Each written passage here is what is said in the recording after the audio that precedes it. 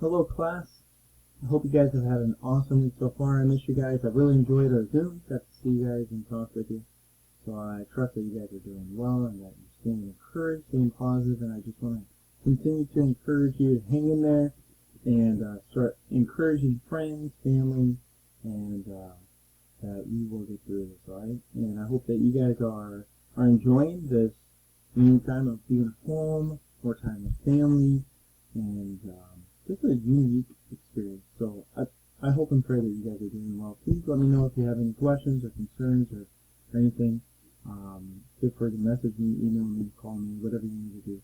But I would like to jump right in. You'll notice this is chapter 18, the Eastern Mediterranean area. Now, we are not taking a test over chapter 17.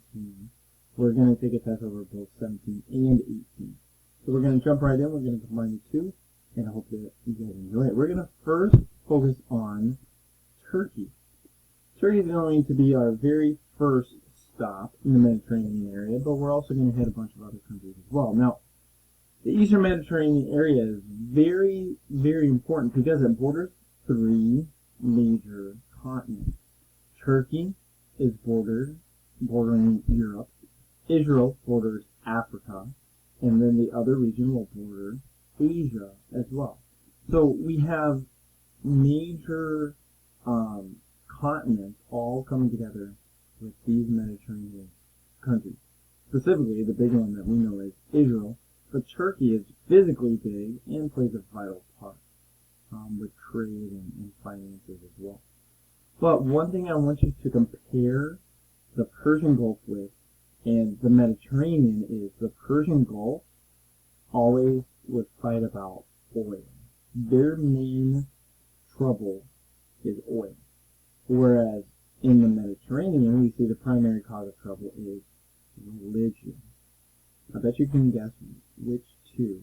If you need help, it's on page 435. But the two religions are Islam and Judaism. So the Jews and the Muslims are constantly fighting. We'll talk about Israel later, but let's first talk about Turkey and the vital role it plays. You'll see where Turkey is located. Notice we have Bulgaria and Greece to the north. This is Europe. We have other Mediterranean countries. We have Asia continuing over here to the east. And then down in the south, we have Africa. So these are our major continents. And you see how Turkey will border both. Notice how large Turkey is. You see the border of Turkey and Syria here. It's roughly about the size of Texas, give or take, a little smaller than Texas. Notice some of the terms that we have here. We have the Anatolia, and we're also going to see Thoros as well. We'll get to those terms in a little bit. But I also want you to notice the island of Cyprus. Now, whenever we talk about Cyprus, I want you to know these two countries. Whenever we get there, I'm not going to reference the map until we get there, but I want you to notice Turkey, obviously, how close it is. So you would think, oh, Cyprus is owned by Turkey. No, they're their own country. But then I want you to also keep in mind where Greece is as well. And notice how Greece compares with Turkey. In fact, whenever we talk about Greco history, you're going to see a lot of Greece history involved in the western portion of Turkey. Some cities like Troy would be one, and we're going to see a couple others. Turkey is known as a crossroads between Europe and Asia because of the map that we just showed. And that is one reason why Turkey does so well financially, because of the trade that goes on in between. But it also has to put up with a lot as well. It has a lot of European influences because of the closeness that it is with Europe. Now, one of those major keys is literally the gateway to these other continents. Asia going to Europe, Europe going to Asia or Africa, Africa going to Asia or Europe. So Turkey is known as, kind of forms this choke point to where everyone has to funnel through Turkey in order to get to these other continents as well. It's known as the choke point. Excuse me. In the Bible, we read Paul wanting to go to Asia and really he's able to go to Asia Minor. He will be able to do a big church plant there. But Asia Minor kind of gives the perspective of, one, its size, but also its influence as well.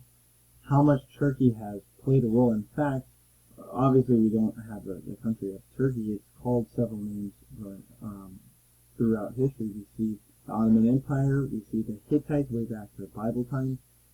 So, although it hasn't been the country of Turkey, this land mass and this land area has been very, very important throughout history, throughout world history. So let's take a look at some of the history and the characteristics of Turkey. First thing we're going to mention is the bodies of water surrounded by three major ones. We see the two are seas, and then the next ones are streets. So we have the Black Sea to the north, we have the Aegean Sea, which are very heavily traveled, and then you also have between these the straits, the Bosphorus and the Dardanelles. Now, we see the Dardanelles come up way back to Alexander the Great, and Xerxes crossing the Dardanelles, and one, the defense that it provides, but also how influential it was to navigate these waterways. And another very important feature that we see Turkey, even in the Bible, is Mount Ararat. Do you guys know where we see Mount Ararat? If you do, you got a message and tell me that you got it right. Otherwise, I won't know. Now, Mount Ararat was, hopefully you guys know, it was the mount that the ark came to rest on. Mount Ararat, which you see pictured here. Many people will climb it, but this is the mountain that we believe the ark, Noah's Ark, will come to rest on. Located in Turkey. Kind of interesting. But as far as the climate is concerned, you mentioned here it's temperate. It's pretty nice to live in. Not like Miami, not super hot, but it's not like Canada, super cold.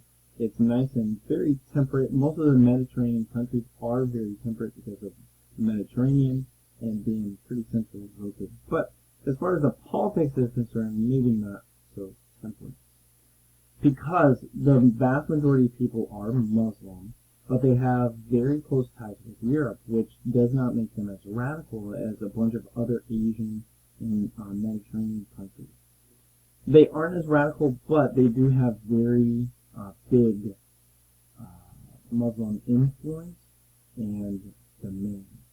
So they will align themselves with Russia, kind of the more conservative mindset, but there are major problems within Russia because of the Islamic faith. But continuing, you want to know the leader, known as the father of modern Turkey, was Ataturk. Now, the reason why he's called the father of modern Turkey is because the advancements and the progress he made. If you look on page 437, that's not him pictured there, in case you're wondering. But the paragraph where you see his name, Kemal Ataturk, will notice what he changes. He adopts, introduces the reforms of no polygamy, that he banned wearing veils and turbans, and he changed the calendar as well. Now we saw in the Persian Gulf section that the Muslim belief in calendar, I should say, is based on the moon, the lunar, instead of the sun, where our calendar is based on the sun. And he changed it to the solar calendar as opposed to the lunar calendar. So he's trying to modernize, or he did modernize Turkey as best as possible. And he really built up Turkey ever since the 1920s. And even today, they still contest to be a part of the EU, even though they're really not technically in Europe. Istanbul, you see here, a very famous city, in fact, one of the largest cities, not the largest, but one of the largest, in the area. You see, Istanbul is, or was, the capital of Turkey, but is not currently the capital. I think that's what I was saying with the largest city. I'm sorry. Here we see the largest city of the Middle East, but it's not the capital of Turkey. In fact, it was at one point, but we're going to see a leader come through and change that. So notice the first bold print term, Thrace. Thrace is the European portion of Turkey. So there's two portions. There's the portion that sides closer to the European side, and then the Asian side as well. We're going to see the Asian side in a little bit. But you want to differentiate between those two, and Istanbul would be on the European side. Istanbul, you can actually read more information about on page 438 at the very top, and what you see pictured there is the Hagia Sophia. This is one of the most famous buildings, and probably the most famous buildings in Turkey, if not in the entire Middle East. And it was one of the great architectures of the Byzantine Empire. And this, you may remember what it means. I believe we talked about it last year. Does anyone know what Hagia Sophia means? If you do, again, message me. But the Hagia Sophia is one of the big attractions in Istanbul. Now, it's called Istanbul today. We saw what it was formerly called Constantinople because of Constantine coming and making it the capital. Constantine was the ruler of the Roman Empire within the split. So that's where we get Constantinople, and today we call it Istanbul. Now, within Thrace, we also mentioned the Bosphorus and the Dardanelles becoming the major waterways to link up with Europe. And we said the ancient rulers of Greece and Persia, we see Alexander the Great and Xerxes I will travel down these. So these are very influential to the landscape. Now, that Thrace was the European portion. Now let's talk about the Asian portion, is Anatolia. Now, this is the area where we found Troy. Notice a German archaeologist, Heinrich Schliemann, discovered the ruins of Troy in 1871. 1870s was just a few years after the Civil War. The Civil War ends in 1865. So about 6 years after the end of the Civil War is when they discovered the city of Troy.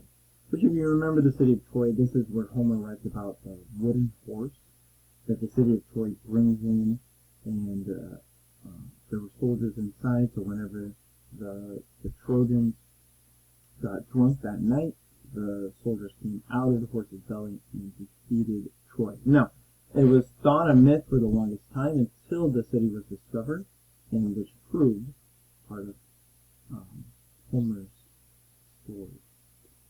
Anyway, you do want to know the current capital of Turkey is Ankara.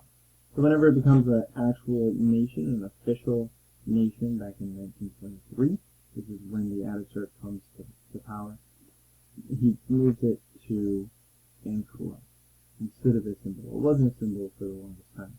But as far as the physical features are concerned, very mountainous. This is where the cold climate will be. And you see the Taurus Mountains that go all the way to the Pontic Mountains. And within this area, you see the larger major group of the Kurds. We heard about them in the Persian Gulf section. And we see a big population in Turkey. I've got about 2 minutes before this video ends, so I'll try and go quick. Cyprus, you can see pictured on page 441. We got these 2 pages to go. Cyprus is all we're going to cover. The rest that we're going to cover. Third largest island in the Mediterranean Sea. It was formerly under British control. I'm kind of getting ahead of myself. It'll get there. But we'll see that now they're completely independent. But the politics within Cyprus has changed. And I almost feel bad for Cyprus because of what they've had gone through. Because they were under the Ottoman Turks Empire until finally they get release of them, and then the British took control. So they're like, oh, we can't find peace anymore. Well, then they get their independence from Britain, and they set up their capital of Nicosia, and they get all excited. They have their own nation, and then the Greeks and the Turkey start fighting over Cyprus. So much so that the UN has to step in and say, no, They're going to make a split. So on page 441, you can see the map is split side to side.